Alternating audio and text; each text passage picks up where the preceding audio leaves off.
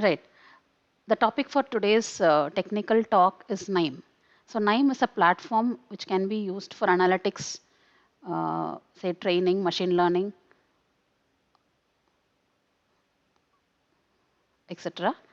So let us.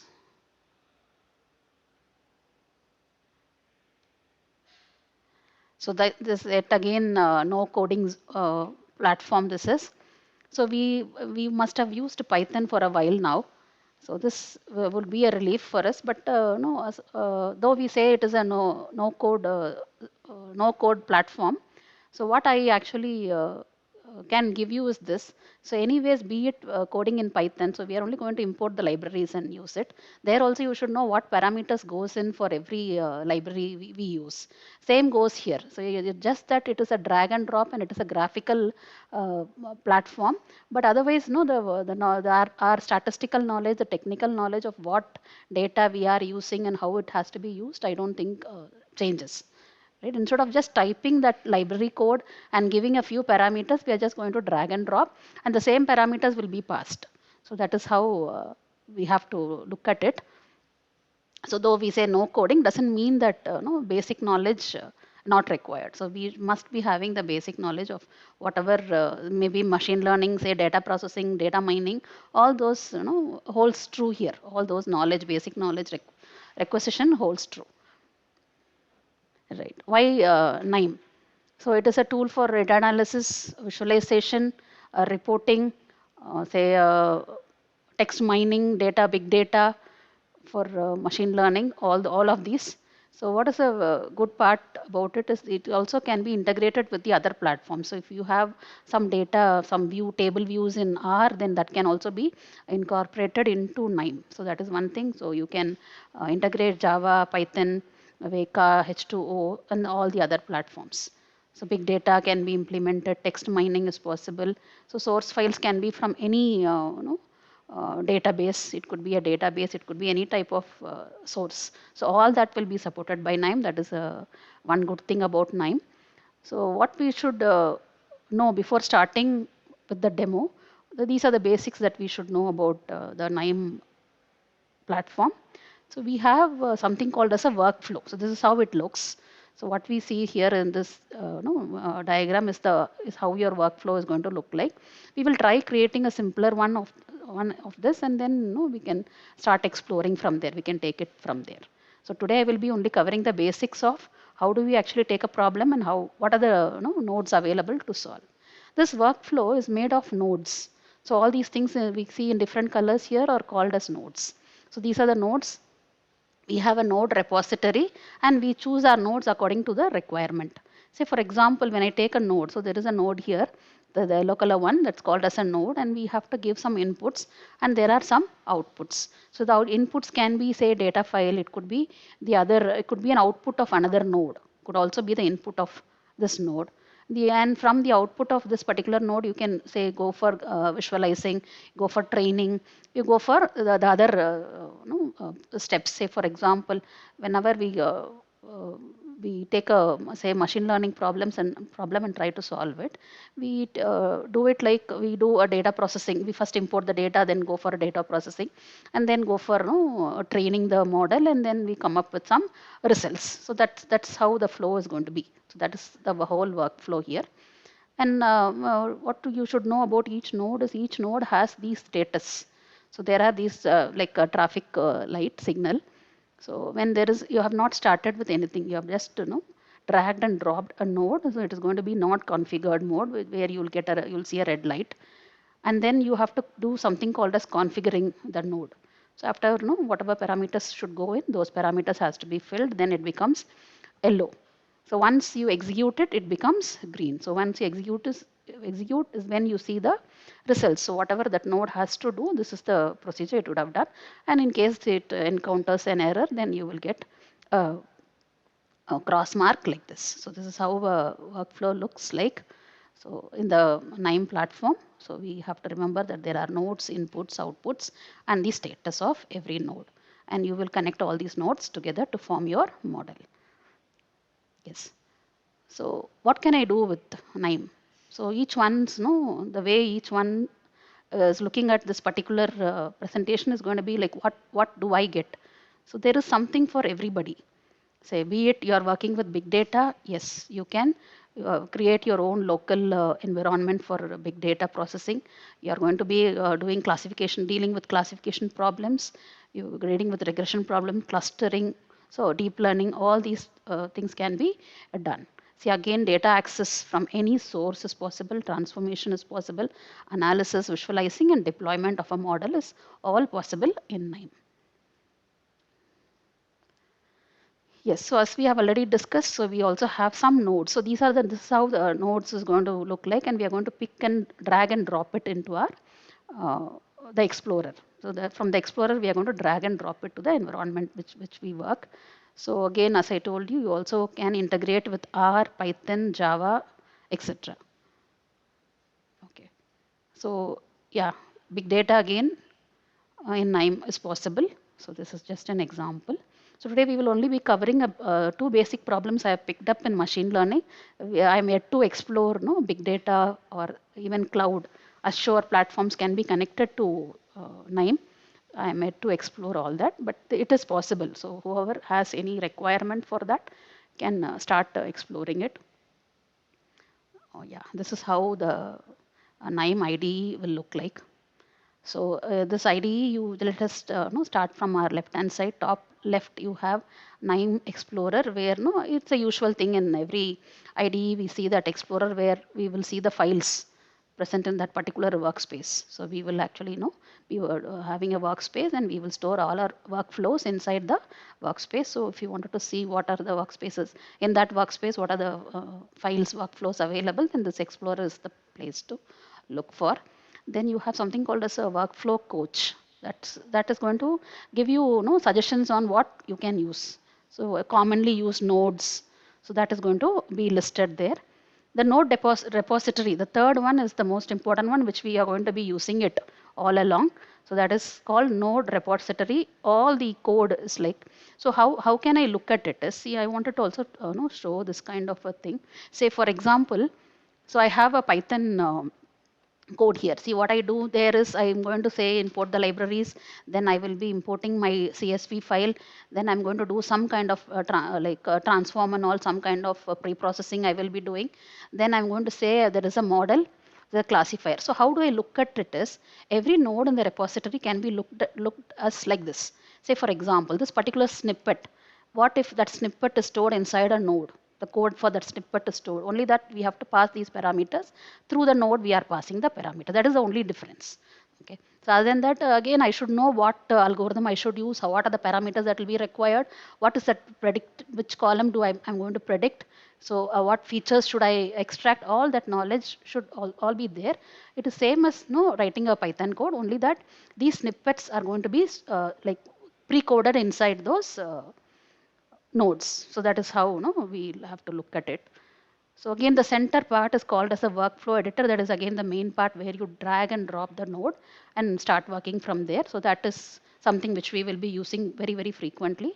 So most frequently used is this node repository and the workflow editor. That part will be used. And the whole thing we call it as KNIME Hub. So where you can drag, drop nodes, components, workflows, extensions, all these things. We also have a window which has the description. So I pick up a node and I don't know what to do with it and what that node is used for, then you can read it. It is like your help. So it's like a manual where you will know what that node is for. So you should you should remember the names of the nodes. Okay, if not, you're not able to remember the names of those nodes, then you can go through this manual and then know whether is that node the one which you were looking for. So that information you will get. So node monitor will give you, whatever is happening. So all the logs will be listed here in this place called the node monitor. Right. So we already told how do we build a KNIME workflow. So you have to search for a node repository. You have to drag the node and put it in the workflow editor. You have to connect the nodes, configure the nodes, and execute the nodes. So you can imagine that the node is going to be present in this node repository towards your bottom left. I'm going to drag one of the nodes and I'm going to put it in the workflow editor, and then I have to configure it. So if I have to connect it to some other node, that is also possible. So what we do is, these are the two basic steps which we should remember. First, we will anyways find the respective node. We will drag and drop it in our workflow editor. Once you do that, after that configuring is required. So depending on the node, configuring could be anything. So let us see, for example, this is the file reader. So what did I do? I picked up this file reader. I'm going to place it in my editor area, and I will right click and do configuration. So I have to give which file I have to read, something like that. So each node has its own different types, ways of configuring. If you're going to visualize, then you have to say what type of graph you're going to use. Then accordingly, you have to say whether what will be my x-axis, what will be my y-axis. And of course, all the coloring, all those other options are also available, which can be customized. Yes, once I configure, what should I do is, once I configure, this node knows which file is going to be read. So it knows the path of that particular file. That is what happens in configuration. What happens when I execute is, so it would have read and it would be storing that file into the node itself. So the file will be stored in that node. So what do you mean by file storing, reading and storing it in the node is, so when I take the output, which is the arrow towards my right hand side, there is an arrow you can see. So what that output will be the file which has been read. That can be again given as input. Say, let us say if I want to visualize, I can do it. If I have to do some kind of pre-processing, I can do that. Or training, all that can be done. So it goes on. This is how you start with. We start with reading it from a source. It could be a database, it could be a Excel sheet, CSV, whatever it is, source it is. We take the data, configure it, execute it. So pick up a node, configure, execute. Repeat the same thing again and again. This is going to be what we are going to do. Very simple. These are three things. So only thing we have to know is, which node should I pick up? What configuration should I do? Okay, so that we will know only after you practice it. Like, let's take, for example, if I want to visualize, then I have to know which is my x-axis, what value should I change. So all this comes in configuration. So if you get a hang of it, then it is going to be very, very easy. So it will take some time. You may have to at least spend some 10 minutes in each node to know what is there in that particular node and then configure. But now, whatever I have so far explored, I found it to be very, very useful.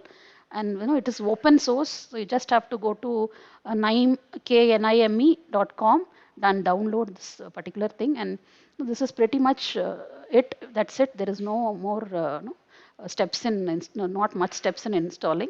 So why I say this is, I tried installing Informatica. That was supposed to be my tech talk topic for the previous semester, but it was very, very difficult. This was not. That was not the case with KNIME. I found it very, very simple and easy to install and work with also. And there are a lot of options, like say, for example, the data sources. I can take any source and it is still be able to read the data. Say, for example, the databases, it can be Oracle, SQL, it can be Apache Hive, it could be a Snowflake schema, it could be an Azure cloud-based platform. So from anywhere, we will be able to pull the data. See, Twitter data, say web scraping, everything. There is a means to do any and everything here. So text analytics is possible, images can be taken, unstructured data types can be used. So it is there, one point solution kind of thing is what I have seen this. So I found it really easy and useful.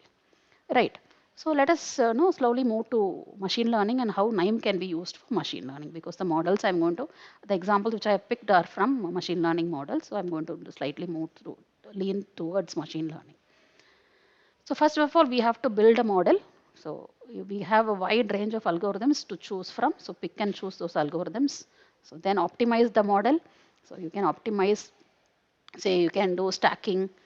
All the optimization is possible, whichever we have. We usually do with scaling and all that we do with Python is all possible. Optimization of the model is possible, and again validate the model. So all the performance metrics are all available. Any model, whatever we have known. Again, I would like to remind of the previous session which we had again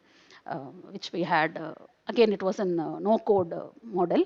So similarly, validations like accuracy, prediction, so all these metrics can also be got, or evaluation can be done using KNIME again, and it makes our work very easy and simple.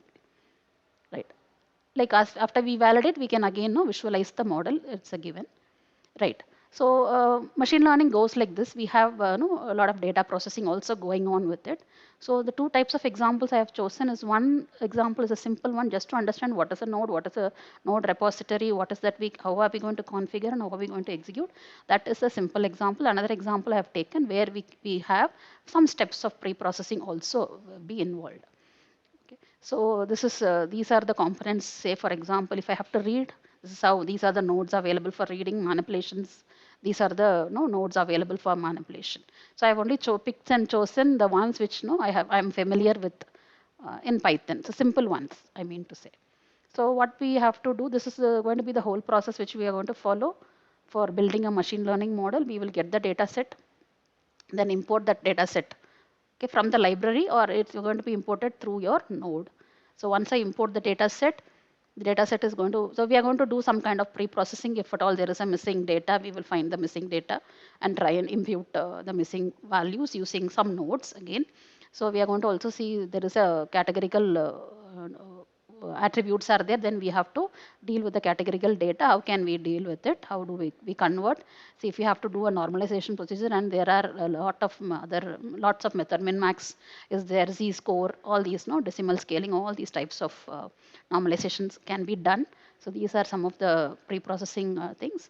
Once your data is ready to be trained, then again we have to send it to train and test. Again, we are all familiar with that Python code where we use test, train, test, split. Okay, so we have to split the data and then we have to train our model. So you have to pick a algorithm for training.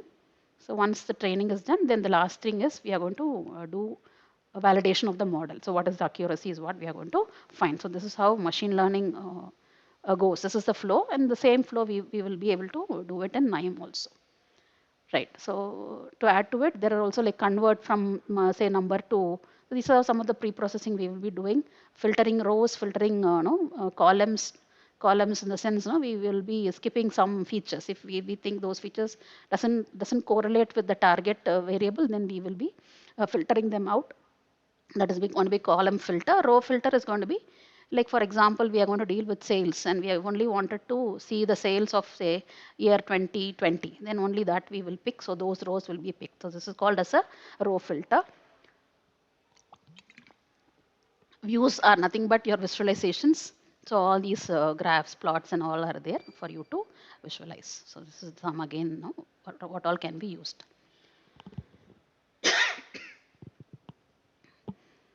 Right. Again, no, we are interested to see what machine learning algorithms are available. So yeah, starting from base, clustering, neural networks, decision trees. So all these algorithms are there. So all these, we are familiar with most of it.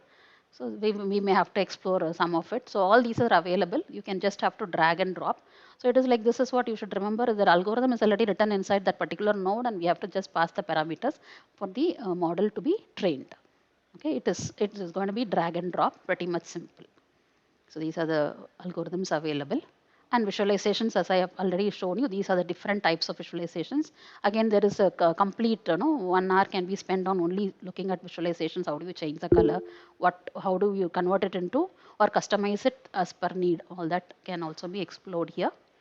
Yes. So how does a sample workflow looks like? This is how it is, but definitely which the demo we are going to see is not to this level. So this is something like what all you can do. So wherever you have these arrows moving, you're having, so you have an input to that node. There are outputs from that node, and there is also looping happening. So you have to loop. So this red color, ones are like loop whenever there is a loop required. So what is a good thing is if you have built the whole model, so I'm going to pass the data, I'm looking for some kind of a result. This whole model can be again used in the other models. So you don't have to repeat the same thing. Say for example, I take some data, I'm going to apply random forest, I'm going to apply all the algorithms, decision tree and all that, and I'm going to see the accuracy, and based on the accuracy, I'm going to pick a model.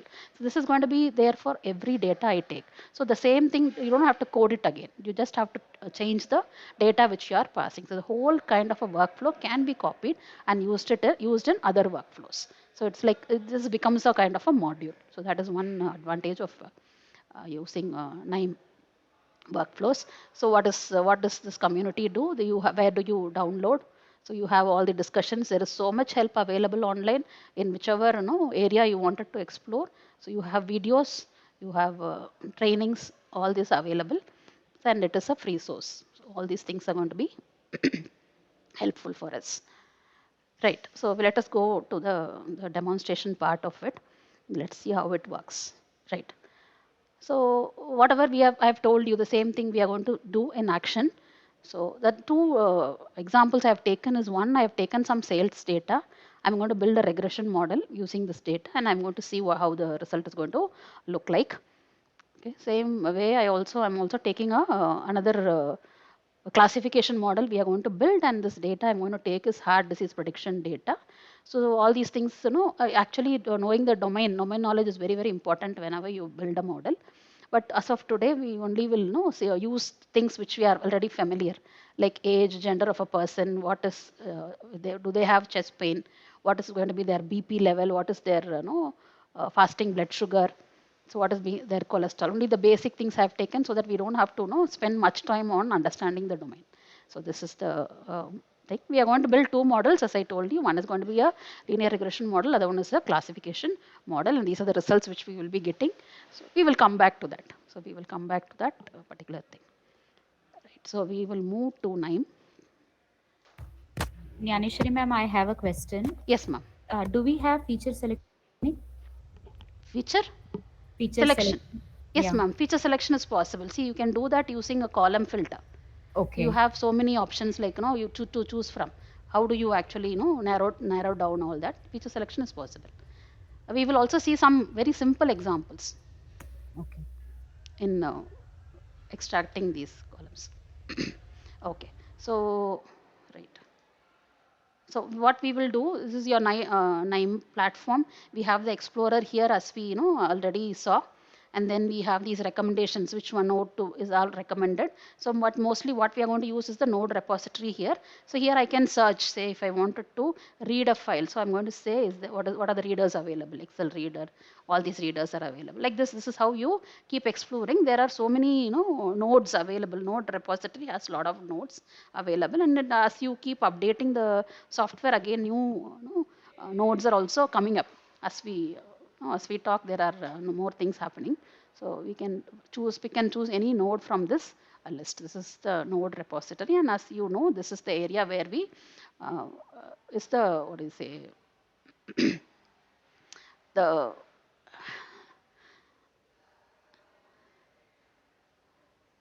the place where you drag and drop this thing. It's an editor, it's called as an editor. So we are familiar with editor. Whenever we type, we know it is an editor. So for me to call this an editor, it is taking some time. Okay, so let us go and open a new file. We will start with first of all seeing what is let's say.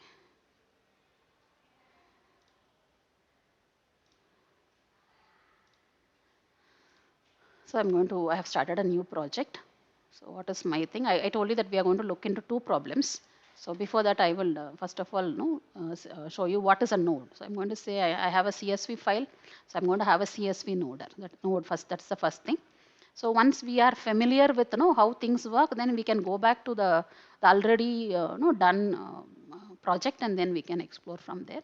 And at least until you get familiar with this environment, we will try and do it from scratch.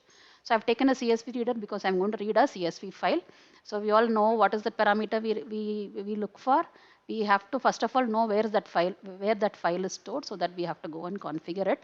So configuration, there are so many options again, as I told you. So we are not going to explore much of it. So we are only going to stick with the basics. So whatever I could explore, I will try and share it with you.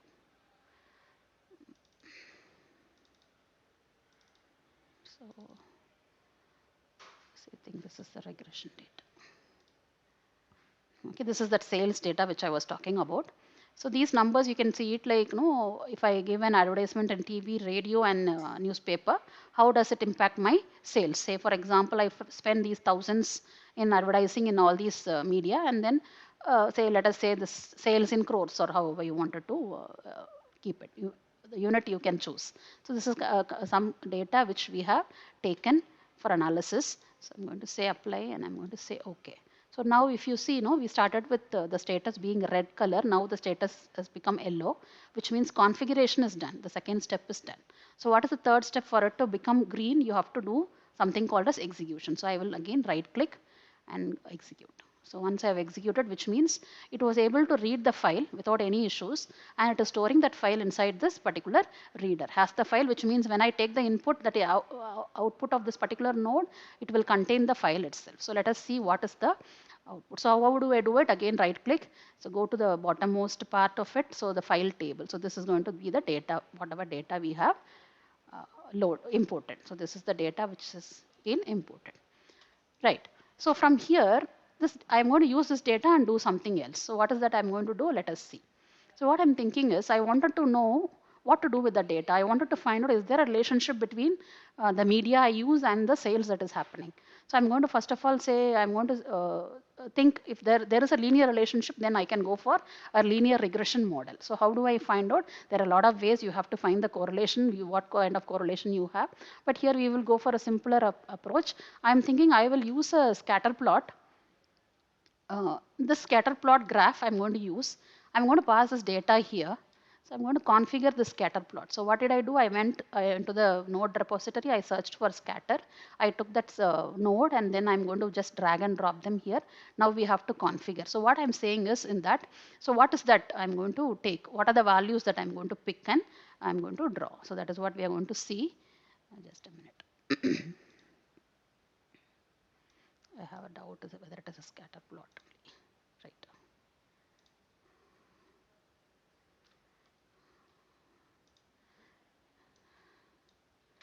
Right, so I'm going to connect this data. Just like pull it from here, you will be able to connect it. I have to configure. So what is that I wanted to say is I want to find the correlation between two things I said. One is sales and any media. See, for example, let us take radio, for example. I'm going to take radio and see if there is anything. Is there a linear no relationship between these two data? So how will I know that? I have to execute it. So I will, since it is a graph, I will execute and open the view also simultaneously. So I see that there is sales and radio and I don't see any linear relationship available there. So let's not go with the radio. So let us try with TV now.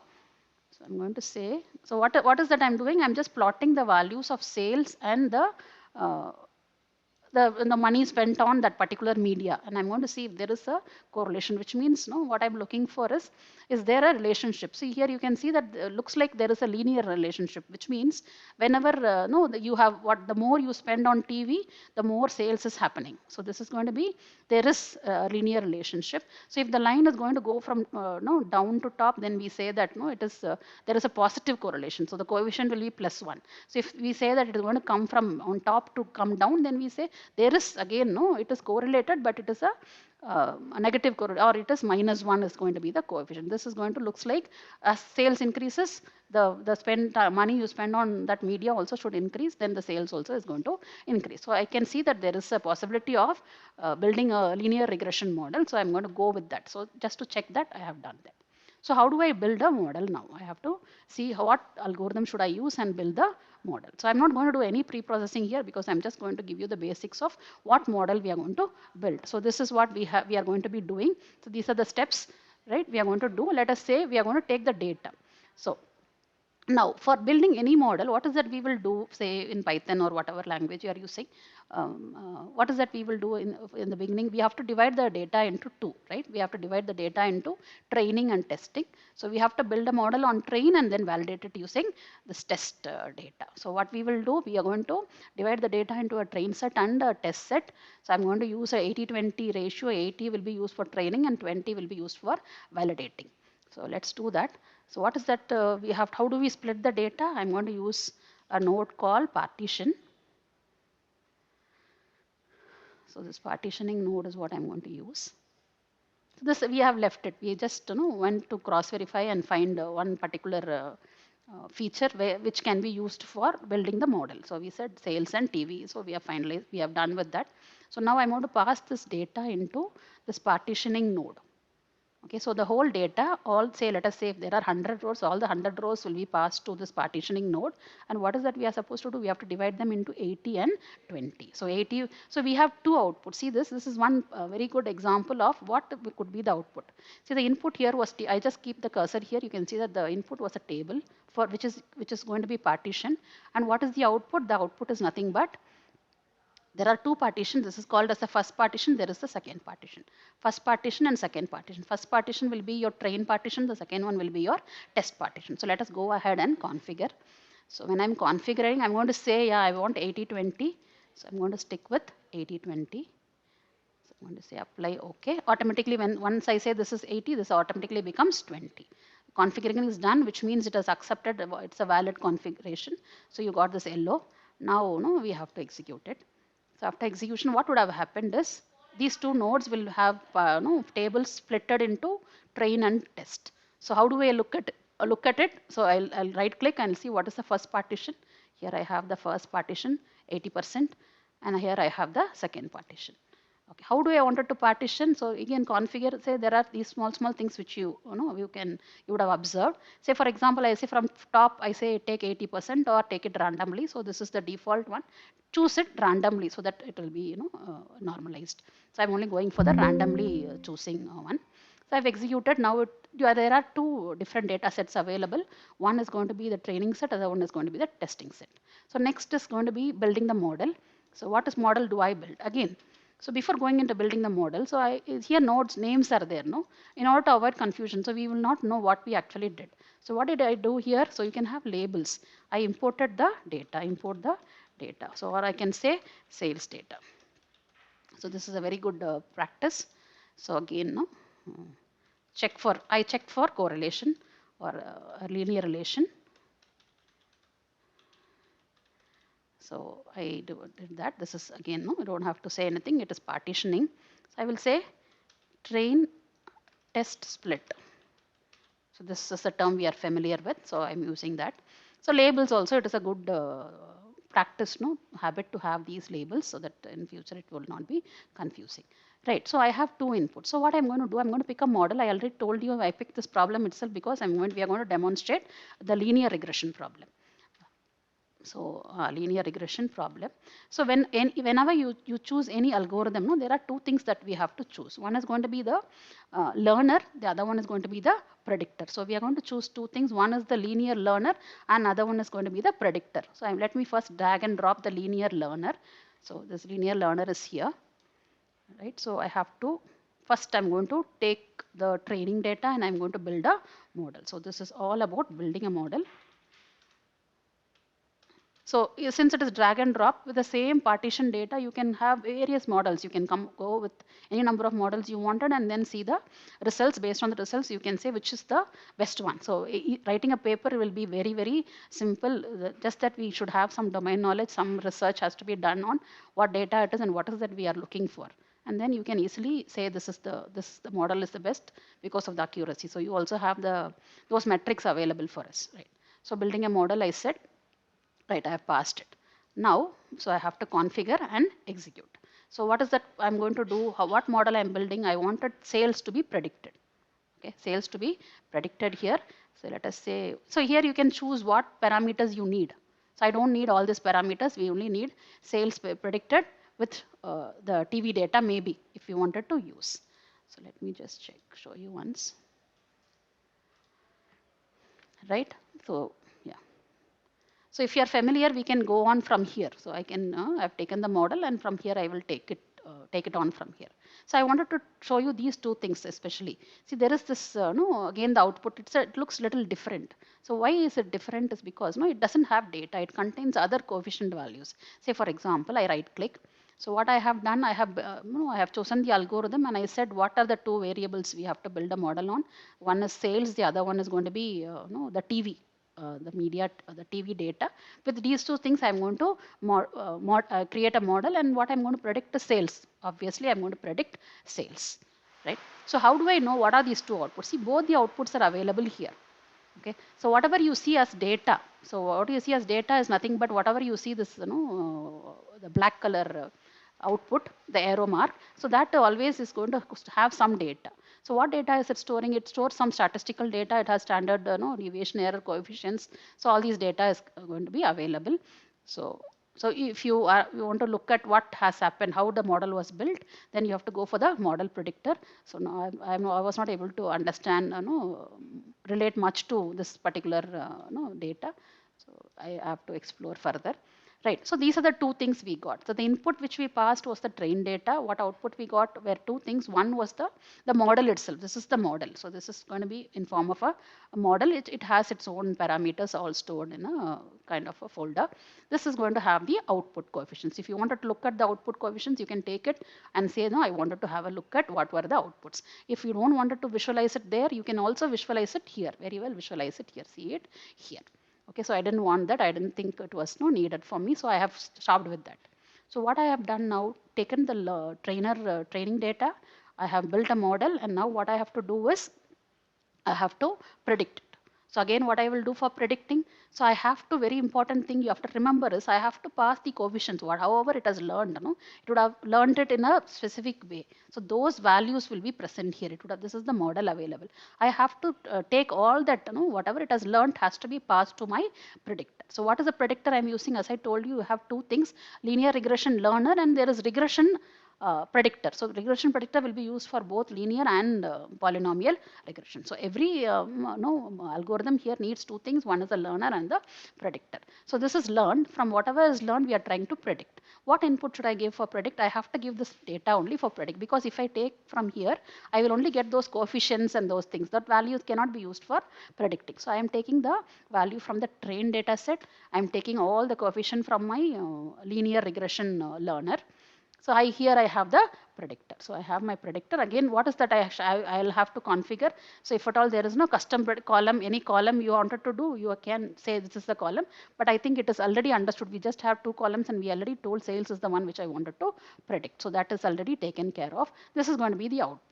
So what is output is, you can say that once I execute it, I will right click, as I told you, you will configure, and then you have to execute. Once execution is done, then what you get is going to be this output. So what is stored in this output? If I have to look, this is what is stored in my output. So you have the data itself. This is only the trained data, remember, and then we have all these columns. You can see that there is one extra column which has come.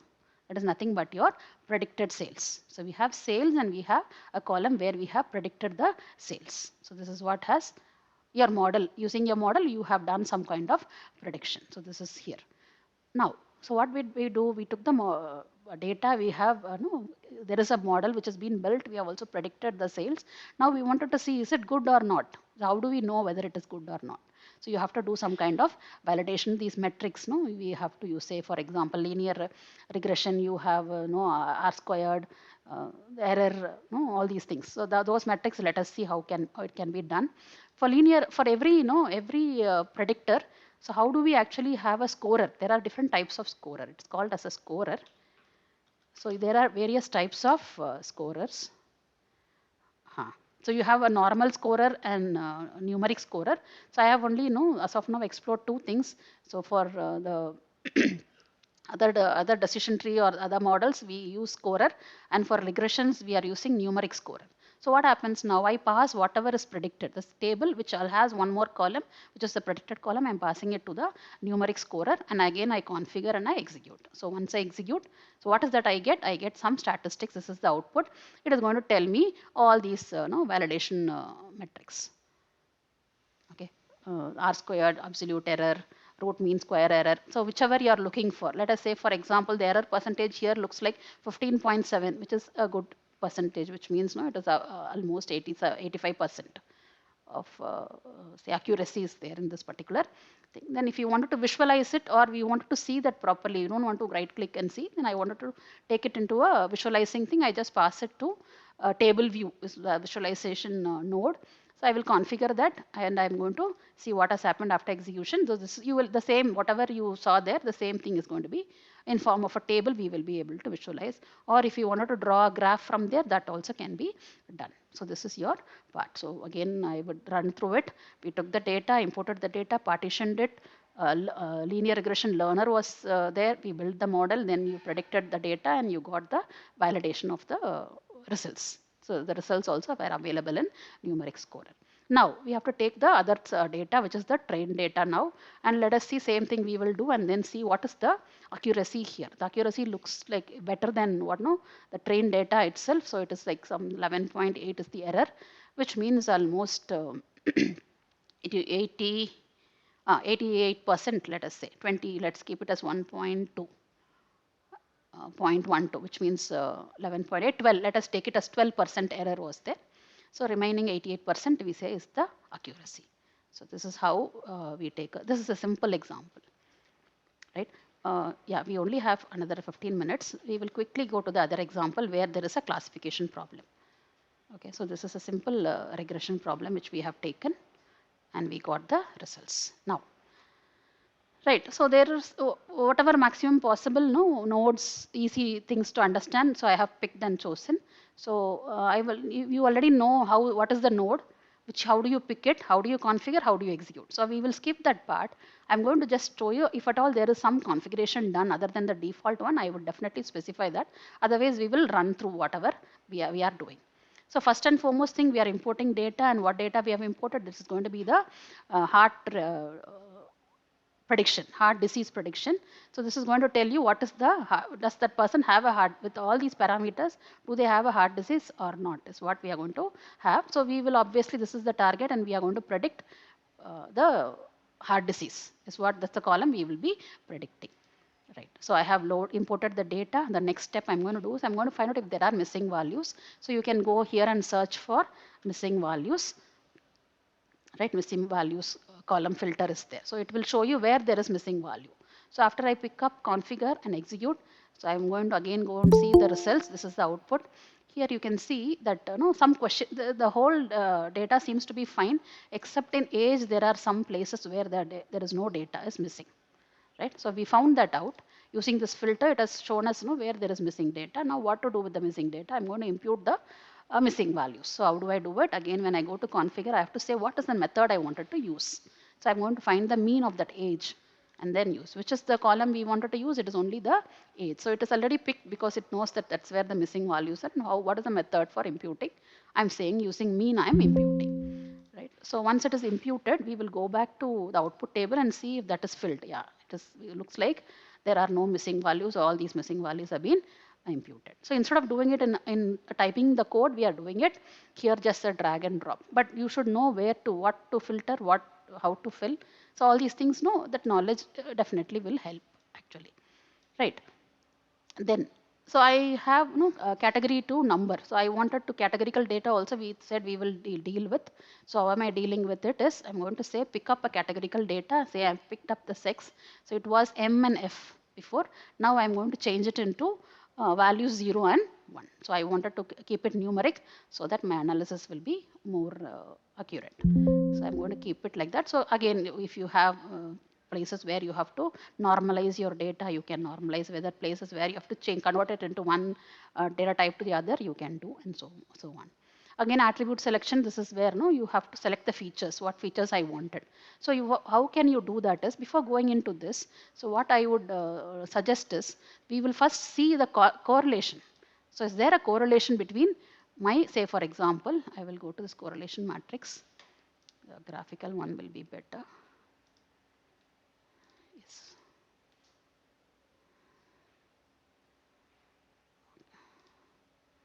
Yes, so we can see what correlations are there. So whichever features you think that there is correlation between the target and that particular feature, those we choose. When you think that there is something close to 0, those columns we are going to leave. So that's how we are going to pick and choose. So since I already have a idea in mind that maybe I wanted all the columns, but I'm only taking away the sex, because this is going to be the categorical data which I don't want, because I've converted into numerical. So I'm keeping everything else. Otherwise, if you have an idea of which feature has to be selected and which has to be thrown away, you can use this correlation method and then find out which one has more correlation with the target value and choose only that. Right. This can be no. This is called as column filter. So we are filtering the column. The attributes are being removed. The feature is being removed. That is called as column filter. So there are also a couple of row filters I have used. One row filter I have used is again no for filtering. So I assume that no after my whatever the study, the domain knowledge suggests me that people who have a normal BP will not get a heart disease. So I assume that, and I'm going to say I don't want to go and train all these values, which may be a waste of time. So I'm going to say I only want my data set to have the rows where your rest BP is greater than or equal to 120. So similarly, I'm going to say I'm only going to filter or have the data set where the cholesterol is, the normal cholesterol level is 245. So anything more than that only may cause some problem. Normal range may not. This is the thing. It is again, no, I'm just showing an example. It may not be accurate. So if at all I need to filter based on some, say, rules, some if condition, then no, I can do this filter. So let us see one example. So I'm going to say I choose this parameter cholesterol, and I'm going to say this is the lower bound. You can also fix a upper bound. There is also other matching things you can do. So you can use, if it is a text, you can say last 3 letters should be like this, and all that also is pattern matching also is possible. So based on that you can filter the data. Okay, here what I'm doing is, so I have used AHD is my target value. Do they have heart disease or not is the target value. Whoever has got yes, only those people I wanted to see. So I'm going to say filtered data. I'm only seeing the ones who are yes. I'm not worried about the ones who doesn't have a heart disease. So with that, I'm seeing if I can do a draw a line plot. So this is my line plot. So how did I do? I visualized, I went to the visualizing. You just have to type line plot here. You will get a line plot, drag and drop it. Then that I'm going to see, okay, this is only for people who are S. So what is that I'm seeing here? So if the BP, if according to the BP level, it doesn't trigger much. So what triggers the heart rate much is that when there is high cholesterol. Okay, I see that cholesterol values. And then we also have the sugar levels, and this is again BP levels. So all these things I'm going to just visualize and see. Right? Just this is an example how much of sense that is make that we have to know that when you really work on a problem, you will these things are very easy to know. You will know what to do. So these things I have chosen just to show you how do you filter, how do you draw a plot, all these things. Just how do we do. And there is something called as a normalizer here. So normalizer, when we use a normalizer is if we wanted to bring those values into a limit, let us say between 0 and 1, then we do normalizing even so in other programming languages. Same we do here. We are saying all I'm choosing, everything should, all the values should be normalized using this min-max normalization technique. So these 3 techniques are there. And using that, I'm going to say my minimum and maximum is 0 and 1. I'm going to make sure that everything falls under it. So my prediction will be more accurate and easy. It will not be time consuming. When you have more categorical data, then it is going to be time consuming. When you have only numbers and you have a limited range, then things becomes fast. It happens fast. Yes, so again a column filter I'm applying. What is only I'm going to choose what is my sugar level, my cholesterol level, and BP. And when it is yes, what happens? So I'm going to just show you what is a box plot. So it is going to say right click. Whenever there is a graph, you always should not be going here. We should go to this interactive view where you get the plot. So you can see this, what is the median, what is the range, how is it, normalized, is the data normalized, or how is it? So all these box plot will tell you all those details. Just should show you one example. Then there is something called group by. So it is going to be very useful. So what do we do in group by is I'm going to say what is that you wanted to group by.